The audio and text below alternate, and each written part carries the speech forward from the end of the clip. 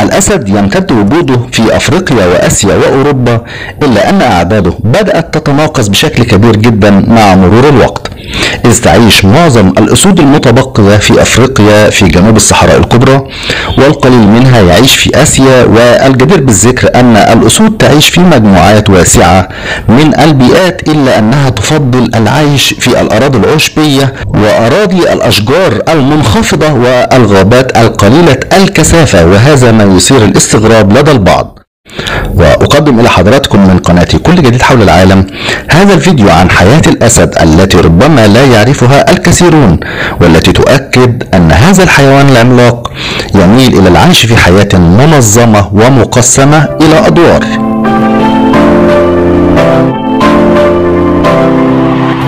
السلام عليكم ورحمة الله وبركاته. الأسد ملك الغابة، هذا الكائن الضخم الذي يعد من أكثر الحيوانات شهرة، فهو الأقوى على الإطلاق والأكثر إبهارا والأكثر شغفا من قبل المهتمين بعالم الحيوان.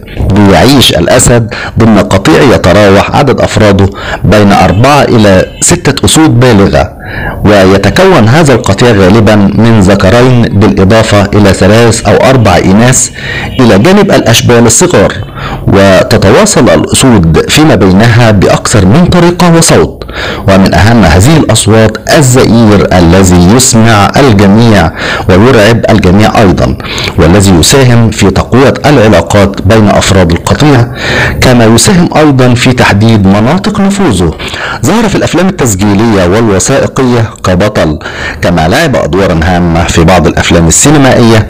أما عن سلوكيات الأسد، يتميز الأسد ببعض السلوكيات المعينة، منها النوم.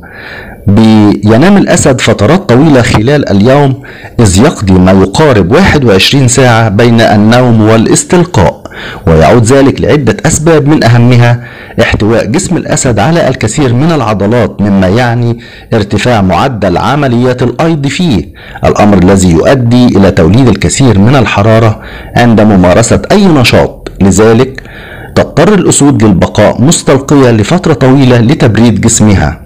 ويجدر بالذكر أيضا أن النوم والراحة ضروريان لتمكين الأسد من إطالة أمد بقاء الطعام في معدته لفترة أطول، مما يعني شعوره بالشبع وعدم اضطراره للصيد في فترات متقاربة.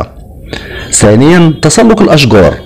بتلجأ الأسود لتسلق الأشجار لتتجنب هجمات الجواميس الإفريقية ولدغات الحشرات الطائرة، وفي بعض الأحيان تختار الأسود موقعا مرتفعا بهدف الحصول على إطلالة أفضل، أو حتى تحظى بنسيم بارد، أو موقع جاف في الأجواء الرطبة. ثالثا، اللعب. تقضي صغار الأسود التي تتمتع بصحة جيدة جزءا من وقتها باللعب، وذلك باستخدام الأغصان وغيرها، كما تمارس الأشبال بعض الألعاب التي تقلد فيها الأسود البالغين، ومن هذه الألعاب المطاردة والقتال، فمن خلالها تهدف إلى التمرن والتدريب على الصيد، مع مراعاة حرصها على عدم إيذاء شركائها في اللعب. ويجدر بالذكر أن ممارسة الأسود اللعب يساعد على توطيد العلاقة بين أفراد القطيع واكتشاف مهارات كل منها، إذ يمكن تمييز أي الأسود ستشارك بمطاردة الفريسة، وأيها سيباشر بقتلها بعد الإمساك بها. رابعا، تحديد منطقة النفوذ.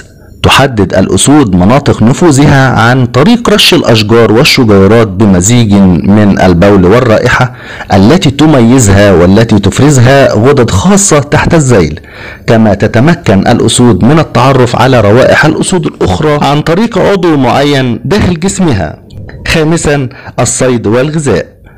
بتقوم أنثى الأسد بمهام الصيد، بينما لا تتجاوز نسبة صيد ذكر الأسد أكثر من 10%. ويتكون غذاء الأسود من مجموعة واسعة من الفرائس كالظباء وصغار الفيلة والتماسيح ووحيد القرن، بالإضافة إلى الزواحف والقوارض والحشرات.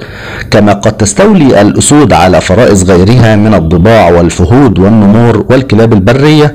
ويجدر أيضا الإشارة أن الأسود قد تلجأ أحيانا إلى أكل لحم الفرائس حتى بعد أن تصبح فاسدة. سادسا، الأسود من فصائل القطط التي تقدس الحياة الأسرية المنظمة، لذلك تحرص على تربية أولادها حتى تكبر على عكس بقية الحيوانات الأخرى. سابعا، الأدوار مقسمة داخل أسرة ملك الغابة، فالذكر وظيفته الدفاع عن الأسرة والإناث وظيفتها صيد الفريسة. ثامنا، يطلق على الأسد ملك الغابة، لكنه في الحقيقة لا يفضل العيش في الغابة، بل يحب الأرض العشبية، لذلك دائما ما يتواجد على أطراف غابته. تاسعا، الأسد هو السيد، يأكل أولا على الرغم من إحضار الإناث للطعام والفرائس. عاشرا، بيعيش الأسد عمر متوسط في الغابات يكون من 10 إلى 14 عام، بينما في الأماكن المغلقة كحديقة الحيوان قد يصل عمره إلى 25 عام. 11، زئير الأسد عالي جدا جدا، حيث أنه قد يسمع على بعد 5 أميال. 12، قوة إبصار الأسد قوية جدا وتصل أقوى من قدرة إبصار الإنسان بمعدل 5 مرات. 13، بيصل وزن الأسد الذكر إلى حوالي 250 كيلو جرام، بينما يصل وزن الأنثى إلى 180 كيلو جرام. 14، بإمكان الأسد أن يميز صوت فريسته من على بعد كيلو متر ونصف. 15، بيأكل الأسد يوميا حوالي 40 كيلو جرام من اللحم. 16، للأسود عيون لامعة تساعدها على الرؤية ليلا، فحدقة عيون الأسود بتتسع بشكل كبير جدا ليلا لتسمح لها بمرور كمية كبيرة من الضوء. 17، يتراوح طول ذكر الأسد البالغ إلى حوالي من 1.8 إلى 2.1 متر، كما يبلغ طول ذيله حوالي 1 متر، في حين يبلغ ارتفاع كتفه عن الأرض إلى حوالي 1.2 متر، ويتراوح وزنه ما بين 170 إلى 250 كيلو جرام. 18، أنثى الأسد يبلغ طولها حوالي 1.5 متر، ويتراوح ارتفاع كتفها من الأرض حوالي 90 سنتي إلى 1.1 متر، وتزن ما بين 120 إلى 180 كيلو جرام. 19، يستخدم الأسد الذكر إظهار قوته وهيمنته عن طريق الزئير ومطاردة المنافسين أيضا، في حين تستخدم الأنثى الزئير لحماية صغارها وجذب انتباه الذكور. 20، اللبدة أو الشعر الذي يغطي الجزء الخلفي من رأس ذكر الأسد والرقبة والكتفين وأعلى الصدر، والتي تختلف من حيث اللون والكثافة من أسد لآخر، فإنها تعطي الأسد مظهرا أضخم من حجمه الأصلي، مما يساعده على إظهار قوته وتخويف المنافسين له. وإلى حضراتكم بعض المعلومات التي لا نعرفها جميعا عن ملك الغابة وهو الأسد.